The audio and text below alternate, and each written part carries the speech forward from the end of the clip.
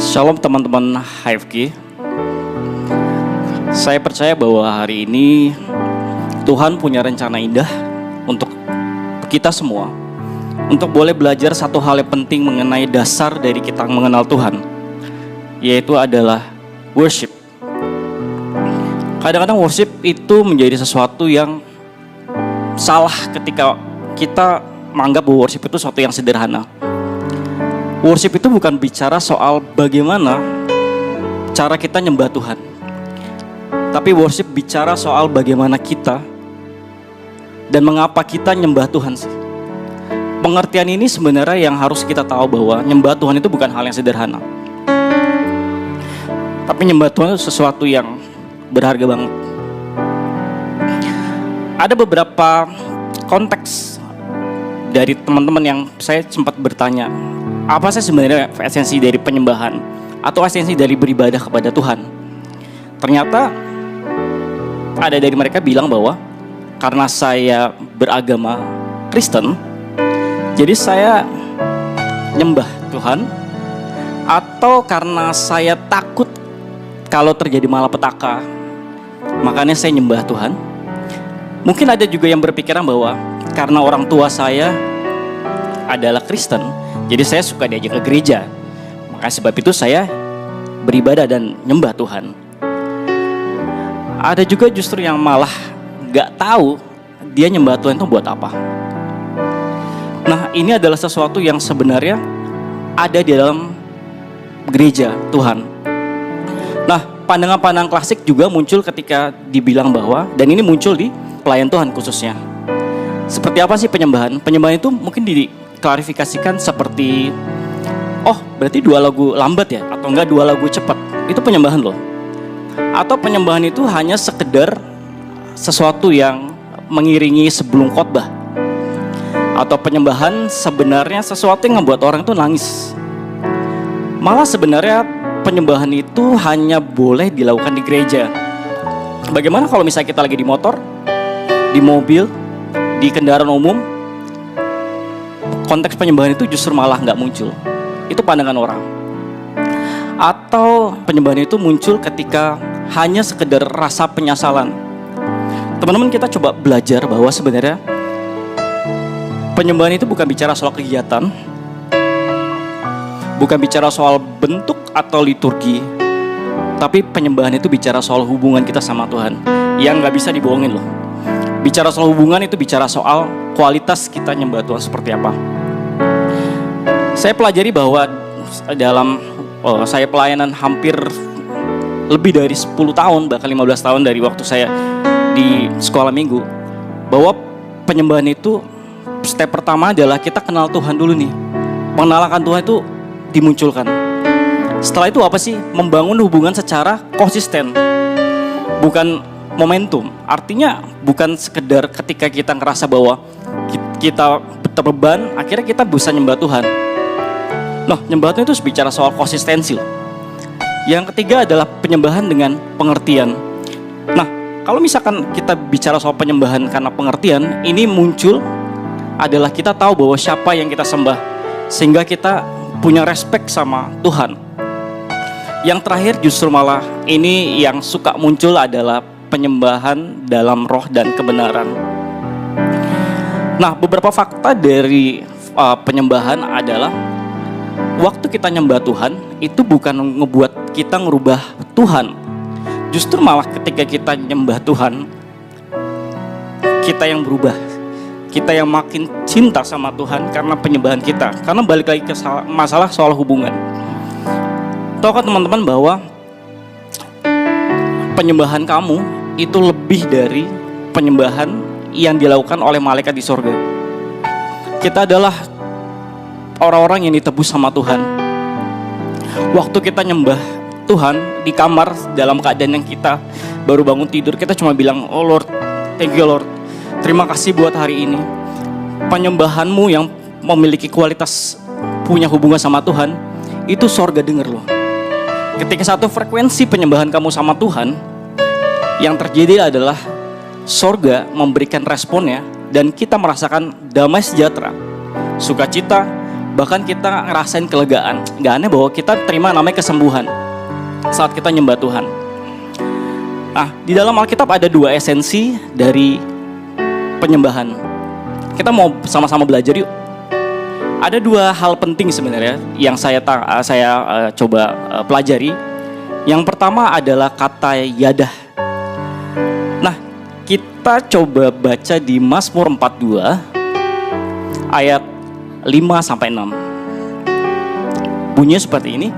Firman Tuhan berkata, inilah yang hendak kuingat, sementara jiwaku gundah gulana, bagaimana aku berjalan maju dalam kepadatan manusia, mendahului mereka melangkah ke rumah Allah dengan suara-suara sorai dan nyanyian syukur, dan dalam keramaian orang-orang yang mengadakan perayaan. Mengapa engkau tertekan hai jiwaku dan gelisah di dalam diriku? Berharaplah kepada Allah, sebab aku akan bersyukur lagi kepadanya, penolongku dan Allahku. Nah, dalam bahasa asli bersyukur di ayat 6 adalah berkenaan dengan kata yadah. Yadah artinya apa sih? Yadah itu artinya orang yang berserah sama Tuhan. Orang yang seperti mengangkat tangan seperti ini. Itu kata yadah muncul. Kalau misalnya teman-teman lihat anak kecil ketika pengen digendong sama orang tuanya, nah yadah itu adalah salah satu situasi yang menggambarkan mengenai bagaimana yadah itu terjadi. Yadah itu adalah sesuatu yang membuktikan bahwa kita punya hubungan sama Tuhan yang berkualitas. Saya tahu bahwa sebenarnya hari-hari ini hari-hari yang cukup berat. Kita boleh bilang ke Tuhan dalam situasi yang berat ini ya, susah banget kita bisa bilang bahwa Tuhan, aku butuh Engkau dengan situasi yang kita hadapin gak sesuai. Tapi boleh gak teman-teman, saya undang boleh kita sama-sama nyembah Tuhan dulu yuk. Kita mau praktekin kata yadah ini supaya kita makin dekat sama Tuhan, kita makin intim sama Tuhan, dan kita makin berkualitas nyembah Tuhan. Oh kira damasan ni nanabos kira labos kira labara labara. Haleluya, haleluya. Kira labasan ni nanabos kira labara labas kira labo. Haleluya, haleluya. Hadirat-Mu memenuhiku, hadirat kudus-Mu penuhi bait-Mu, dan ku tersungkur menyembah-Mu.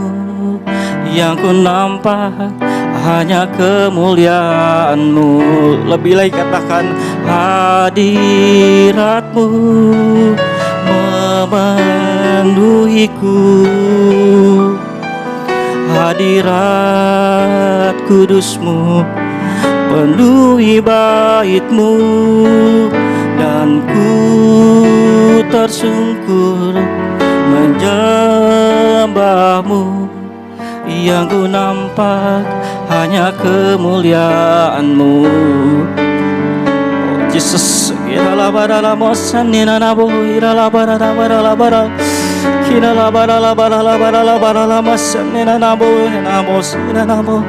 Ini kami Tuhan Yesus mengangkat tangan Tuhan di hadapan-Mu Tuhan Yesus. Ini kami Tuhan, hamba-hamba-Mu Tuhan, yang boleh Tuhan Yesus memiliki kerinduan Tuhan untuk dekat sama Engkau Tuhan. Kira nama senina nabosin.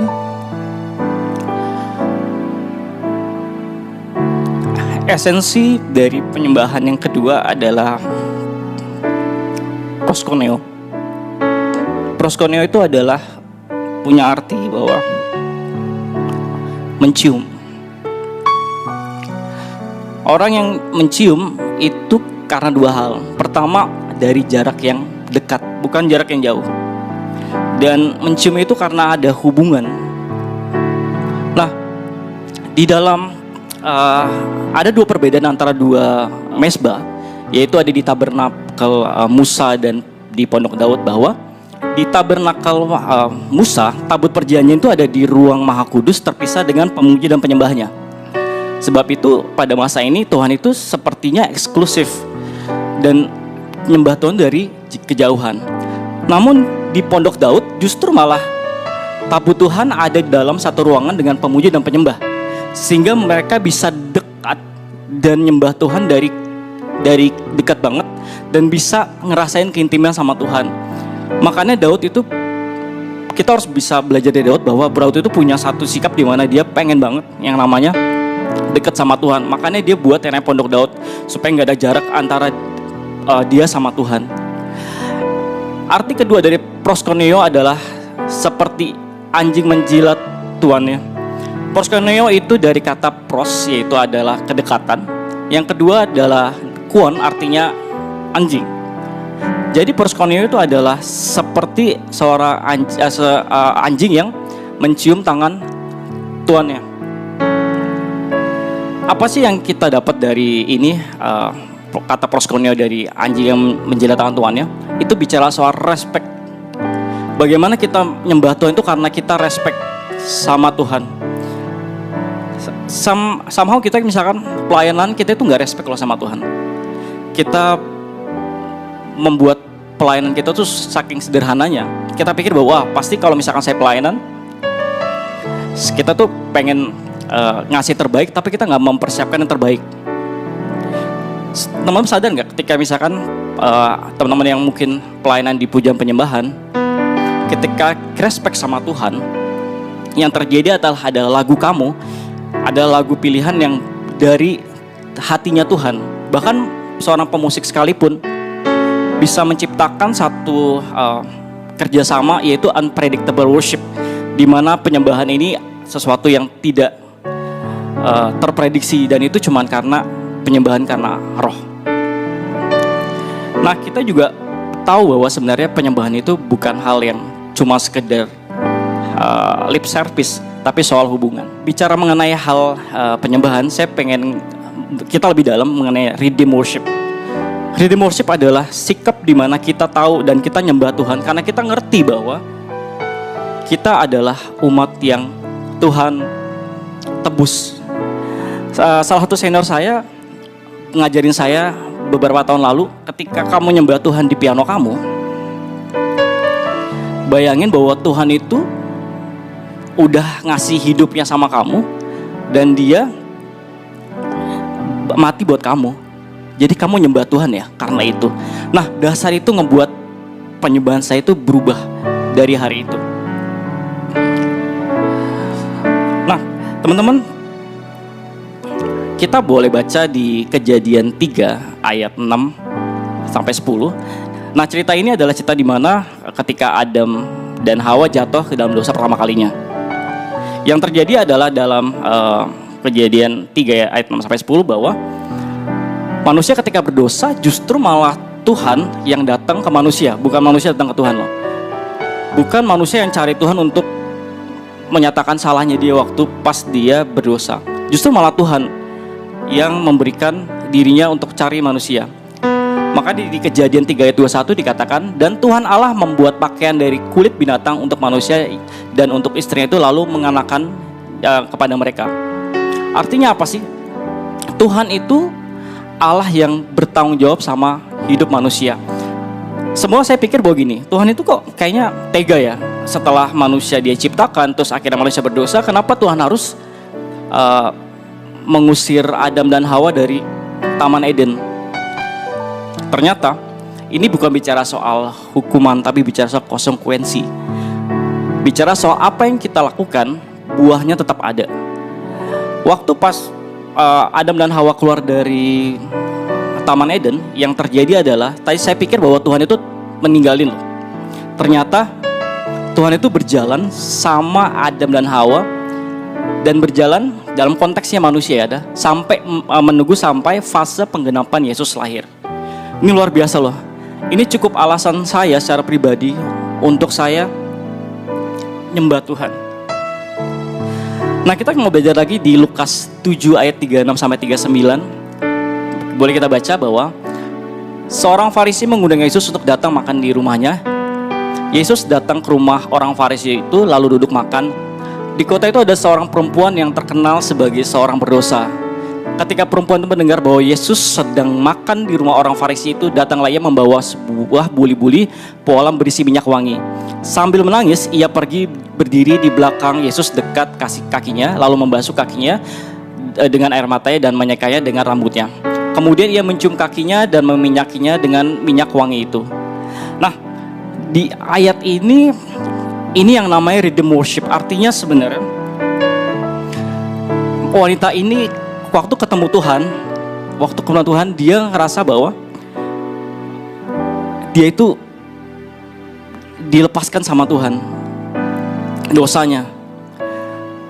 Dan worship yang dia lakukan membuat kita mengerti bahwa Tuhan itu bisa pakai kamu. Tuhan itu bisa pakai kamu luar biasa. Dan kamu bisa punya hubungan sama Tuhan tanpa ngelihat latar belakang kamu. Penyembahan itu gak ngebuat masa lalu kamu jadi berubah. Tapi penyembahan ngebuat kamu, masa depan kamu jadi berubah. Kita mau belajar yuk dari wanita ini bahwa menyembah itu butuh hubungan sama Tuhan. Nah, saya mau tutup di satu kesaksian saya sedikit aja, sambil kita nanti akan menyembah Tuhan sama-sama ya. Jadi saya adalah orang yang saya tahu saya banyak gagalnya. Beberapa tahun lalu bahkan hampir 2 kali saya tuh keluar dari gereja karena saya ngerasa bahwa saya kecewa pada Tuhan, kecewa pada orang-orang yang saya kenal. Tapi dari situ saya ngerasa bahwa saya ngandelin skill saya untuk saya pelayanan. Saya tetap pelayanan, saya tetap yang namanya bisa main keyboard. Tuhan nggak ngambil skill keyboard saya waktu itu. Tapi ternyata ada satu hamba Tuhan bilang kayak gini, "Loh, mana Zevanya yang saya kenal?" Nah, dari situ saya pikir sesuatu hal yang biasa. Tapi ternyata justru itu ngebuat saya ngerti bahwa sesuatu hilang di hidup saya itu adalah pengurapan. Lalu singkat ceritanya, teman-teman demo saya waktu itu sempat bilang, "Zev balik ke host waktu itu." Saya bilang saya nggak mau. Sampai akhirnya saya sakit, dan sakitnya itu cukup buat saya hampir mati. Dan akhirnya saya cuma datang ke keyboard, terus saya nyembah Tuhan. Saya tahu bahwa Tuhan itu udah buat banyak yang baik buat saya.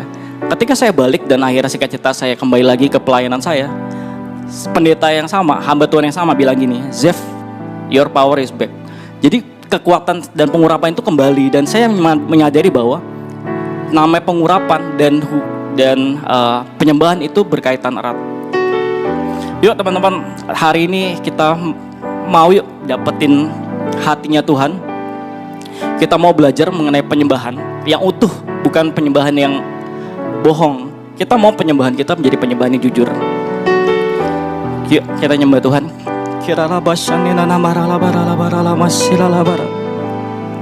Tuhan, ini kami, Tuhan Yesus, kami mau jadi penyembah-penyembah-Mu Tuhan Yesus.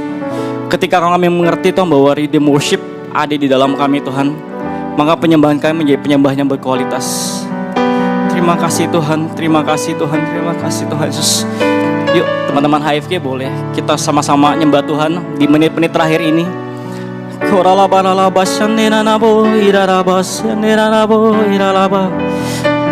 Haleluya, haleluya, haleluya. Kirala manalah masane, nanamosi kirala baranabasi. Haleluya. Kirala manana masane, nana manala maskinina. Kirala manana manana manala manana maskinana barala barala barala barala.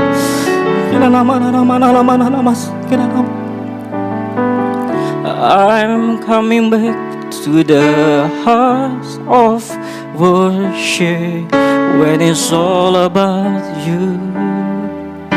It's all about you, Jesus.